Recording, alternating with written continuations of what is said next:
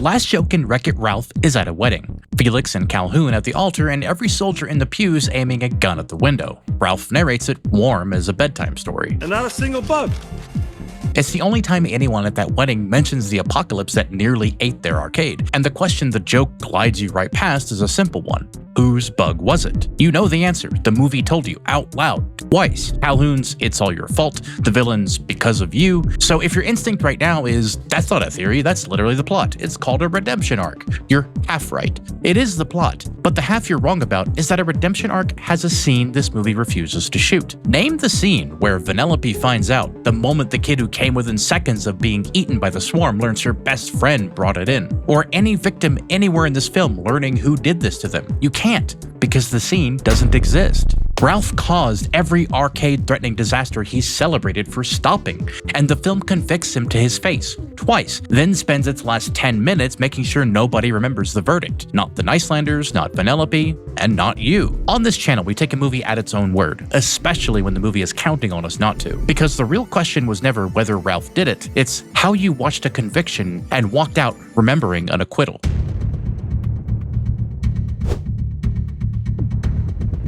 The party that starts everything is his own game's 30th anniversary. Every Nicelander is invited, plus Pac-Man, minus the guy on the side of the cabinet. Ralph crashes it, tries small talk, eats cake wrong, and Gene torches him. Only good guys win medals, and you, sir, are no good guy. The mistreatment is real. 30 years of doing exactly the job his game requires, and his reward is a stump, a brick pile, and a view of a cake shaped like everyone but him. You're supposed to feel furious. Ralph's answer is a vow. Oh, I am gonna win a medal. So here's the question that decides the whole case. How does a bad guy actually win a hero's medal? The first step is he asks. At Tappers, Ralph meets a shell-shocked soldier from Hero's Duty and requests permission to come earn one. He gets a flat no. Negatory. Step 2 is the soldier knocks himself out cold and Ralph strips his armor and leaves the real Markowski shut in a broom closet at Tappers. And step 3, when the sergeant snaps Markowski, Ralph answers. Whoa, oh yeah, me. I'm Markowski. Identity theft. In a game where dying is permanent, and a real kid pays for it immediately. A girl's quarter is running Hero's Duty while Ralph panics, flattens his own squad, and torches the round she paid for. And this is her review from the other side of the glass. What a ripoff. And that ruined session ends with Speaking up! Speaking up! a column of light that pulls every cybug out of the sky and fries it. Routine pest disposal every single round. And the medal has an owner's manual too. Our job is to get the gamers to the top of that building so they can get a medal, and that's it. So stick to the program, soldier. The medal is the player's prize. By that rule, stated to Ralph's face, he isn't an unworthy candidate. He's not a candidate at all. And the moment Calhoun leaves him alone in the open, trusted to walk back to his post, he does this instead. Yeah, right. No way I'm going through that again. So that's where they keep the medal, huh? Desertion and casing in the same breath. Meanwhile, his own game is dying in real time. A kid reports the cabinet busted, the wrecker is missing, and Litwak delivers the prognosis. I'll have someone look at it tomorrow, but if you can't fix it, it might be time to put old Ralph and Felix out to pasture. Whether they hear everything through the glass is unclear, but what is unmissable is a paper sign taped over their own sky. Out of order. Mary cries. Without Ralph, we're doomed. And Roy makes it specific. They're gonna pull our plug. Unplugged means everyone homeless or gone, and Ralph knows it. Hours earlier, he pressed a cherry into the hands of Cubert, camped on the floor of Game Central since his cabinet got unplugged, and the kid standing at the dead screen is the same girl whose Hero's Duty round just got ruined. One kid, 2 wrecked games, 1 morning, and 1 Ralph. So when does the grab actually happen? Just listen to the announcer. Attention, the arcade is now closed. The grab happens after that announcement. No player, no session, and not 1 bug fought.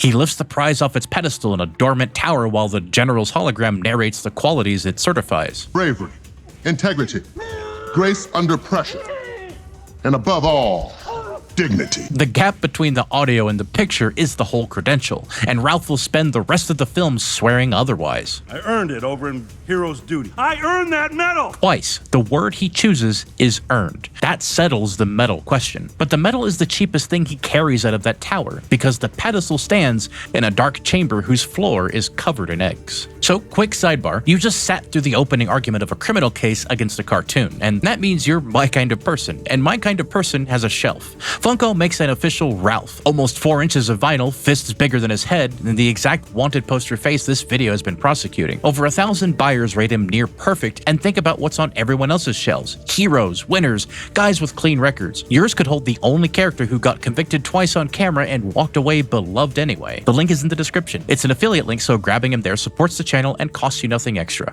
And now, the eggs. Sugar Rush is a candy racing game for 9-year-olds. Nothing in its code bites. So the finale's signature image, a military swarm boiling out of a cart game, has to come from somewhere. Track a single egg. It's the one under Ralph's foot. And an accident inside a burglary still belongs to the burglar. And watch how many accidents it takes. He steps on an egg and it hatches, and as he stumbles, he bumps more of them awake. Blind and flailing, he tumbles backwards into an escape pod. A harness locks him in automatically, and the launch fires. Escape pod activated. The launch is an accident, and the theory doesn't need it to be anything else. The fake name, the desertion, the after-hours entry, the climb, every link before it was his choice. The pod slams into Sugar Rush, the bug is thrown clear, drops into a taffy pole and sinks. Ralph performs his entire safety inspection in 2 words. Sayonara, sucker! Now weigh what he knows against what he does next. He stood in that game while the sergeant spelled out the biology. Watch it, rookie! These monsters become what they eat! He watched this thing survive a spaceship crash, declares it dead with 0 evidence, strolls off after his medal, and then, this is where Clumsy turns culpable, he tells no one. Not Felix, not Calhoun, minutes behind him with a gun hunting that exact bug. Not even the kid he spends the whole day with, though he brags to her about the flight itself and eats her comeback. You crashed it. He just never mentioned the passenger. Did he honestly believe it drowned? I genuinely don't know, and the film never lets us inside of his head. What it opens instead is the ground. As Felix and Calhoun pass overhead, the camera pans down into an underground tunnel and finds the bug alive. It never breaks the surface, and nobody on screen sees it just yet. The film shows it to you, and only you. You are now the sole witness to the fuse that's burning. File that away because you're going to forget it right along with everyone else. Calhoun, a woman whose backstory is a cybug eating her groom at the altar, has already priced the stakes for Felix. Cybugs are like a virus that only knows how to eat, kill, and multiply. Unchecked, they'll chew through every cabinet until the arcade is Nothing but a smoking husk of forgotten dreams. And Felix, the sweetest character in the movie, has filed this crisis under one name. It is my job to fix what Ralph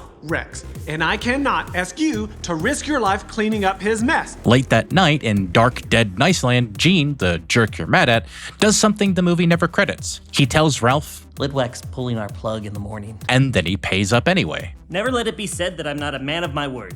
The place is yours, Ralph. Enjoy. The penthouse, the exact prize from the party taunt, paid out on a counterfeit medal. Everything Ralph asked for handed over as ash. So tally up the board. 1 game under a paper sign, 1 live, imported, unreported cybug under a game full of children, both traced to a single walkout. And the movie isn't even surprised. It's been warning you about exactly this man since its opening scene, by name. So why does everyone in this arcade keep asking Ralph the same strange question at Badanon before he's done anything at all? You're not going turbo, are you? When Felix finds the game empty. Ralph's gone turbo? When King Candy learns a bad guy jumped into his kingdom. You're not going turbo, are you? And when Felix explains the disaster to Calhoun. But I never thought he'd go turbo. 4 characters in one day with 1 name. The arcade has exactly 1 word for what Ralph is doing, and it's a dead man's. So, who was Turbo? Hold Ralph's morning against every line. Felix tells it. Turbo Time was the arcade's most popular game, and Turbo loved the attention. He loved the attention. Jealous at someone else's party, until a newer racer stole his spotlight and he got So jealous that he abandoned his game and tried to take over the new one. post-abandoned, 2 games invaded, 1 under a stolen name. Turbo ended up putting both games and himself out of order for good. Wreckage in both. The arcade's one unforgivable sin, named after its one unforgivable sinner. Then comes race day, and with it, the bill. Vanellope is finally on the track, Ralph is cheering, and a fist arrives from off-screen. Calhoun reads the charge. Oh, hope you're happy, junk pile. This game is going down, and it's all your fault. Conviction number 1, to his face, and Ralph's defense is the lie you already know is a lie because you were the only witness in that tunnel. He doesn't get to finish. That cybug you brought with you? Multiplied. No, it died in the taffy swamp, believe me. The ground erupts and 10,000 descendants of the thing he's denying answer for him. Calhoun's ruling on his testimony is one word. Bull roar. And keep the fence honest about what she just convicted him of. Vanellope's glitch and her stolen kingdom are Turbo's crimes, years old, none of them Ralph's. The claim is the arcade-threatening disasters. Every one of those is his. And now clock who actually heard it. Ralph, Felix at his side, that's the gallery. Vanellope is mid-race, out of earshot. The film even puts her up on the arena jumbotron while the charge lands. The victim projected huge over the courtroom, visible to everyone, but hears nothing, while her best friend is convicted underneath her image. Then there's the second conviction. The creature that used to be King Candy, swallowed by one of the swarm, reborn as something far worse, pins Ralph to the mountainside and recites its own origin story. Because of you, Ralph, I'm now the most powerful virus in the arcade. I can take over any game I want. I should thank you, but it'd be more fun to kill you. Villains lie, but this one doesn't need to. His confession matches the neutral expert's verdict from minutes earlier. Even the fix has a paper trail at the barricaded exit. Calhoun states the problem. Without a beacon, there's no way to stop these monsters. And his entire plan is born in a one-word echo. Beacon. Diet Cola Mountain becomes an improvised beacon, the invaded game's own janitorial routine, handed to him by Calhoun's sentence, aimed at a mess only one character made. But to be fair, he falls toward that volcano reciting the bad guy affirmation, fully expecting to die. The plan was borrowed, the spine was his. But the sacrifice everyone remembers as proof he was a hero is a man dying to mop up his own flood. So the movie has now convicted its hero twice, on camera, in a children's film, which makes what happens next the strangest 10 minutes in it. The part where the world forgets. A conviction that loud should echo somewhere in the 10 minutes the movie has left. So where does one victim learn the truth? Go through the candidates with me. Vanellope first. At the barricaded exit, she's trapped. A glitch can't leave a dying game, and Ralph is on his knees in front of her, close to tears. She comforts him. It's okay, Ralph. She is consoling the man who imported the thing about to try to eat her, because as far as she knows, there is nothing to forgive. That's the closest they ever come to the conversation, her absolving him blind. And the film can't plead ignorance about how an accountability scene works because it writes a terrific one. For the cart. When Ralph wrecks her racer, the one wrong Vanellope actually witnesses, he gets a full groveling scene. I know, I'm an idiot. The movie wrote an owning it scene for a go-kart and never wrote one for the apocalypse. Her final scene with him is an offer instead. You could just stay here and live in the castle. You'd have your own wing where no one would ever complain about your stench or treat you bad ever again. The chief victim of the swarm offers its importer a wing of her castle. That is the exact size of what she doesn't know. And there's a second thing she doesn't know. Why was Ralph even helping her that day? He told King Candy himself. Not my fault one of your children of the candy corn stole my medal. And his pep talk to her prices the help out loud. If you get nervous, just keep telling yourself, I must win Ralph's medal or his life will be ruined. The friendship becomes real. By the volcano, he genuinely loves that kid. But for most of the runtime, it was an invoice, in his own words. The girl offering him a castle wing never heard that quote, so add it to the pile of things nobody ever told her. And remember, while we run the last candidates, the kid thinks she owes him. Maybe the reckoning lives back home. Ralph sprints for the cabinet. The sign is in Litwak's hands when "I'm gonna wreck it" rings out, and the owner's entire inquest into two broken machines is one line. Hey, Ralph's back! Isn't that great? The near execution becomes a party. Bonus levels, new homes, the Cubert crew written into the game.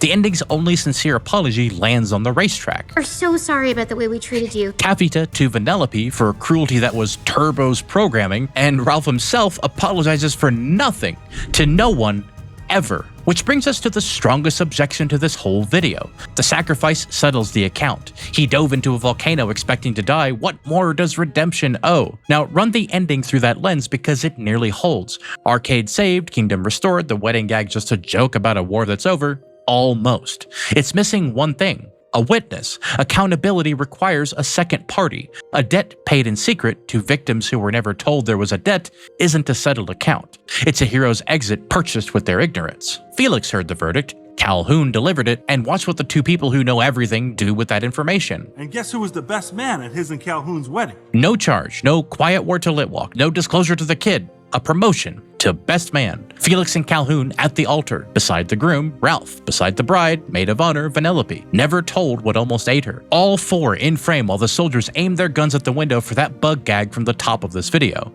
The witnesses turned the apocalypse into a punchline at their own reception. That photo is the whole system working. And no, it isn't even a cover-up. Nobody suppresses anything. No pact, no buried evidence, no scene where anyone chooses secrecy. The truth just never travels. The quietest cover-up is the one nobody has to run. If you can find the frame I missed, one victim learning the truth anywhere in this film, drop the timestamp in the comments. I went looking and I didn't see it. Which leaves just one last juror unaccounted for, the one who saw everything.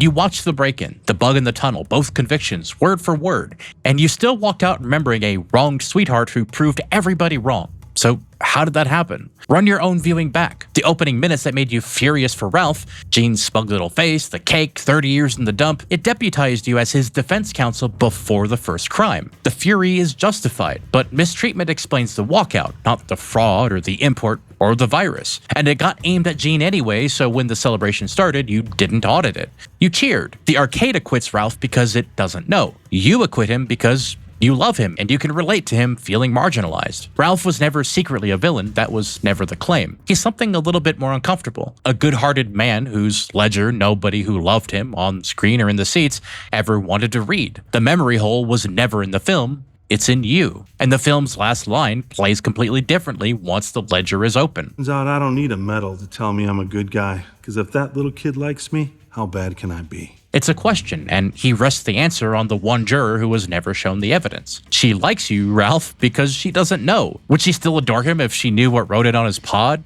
That one, I can't really answer. The film makes sure the question can never be asked. So one of the sweetest endings in Disney canon doubles as one of its cleanest getaways, and an unaudited flaw stays alive. 6 years later, the sequel ran it again. Bigger, a virus that scans Ralph's insecurity and copies it into a monster the size of the internet. And thank you so much for watching. Subscribe if you want more cases like this one, and tell me in the comments whether this video was truly earned or whether I just game jumped into Disney's arcade and went full turbo. And look at that, YouTube just taped its next recommendation on the screen. Unlike Litwalk's paper, this one means the game's still on, and it thinks you'll like what's queued up next, so go check it out.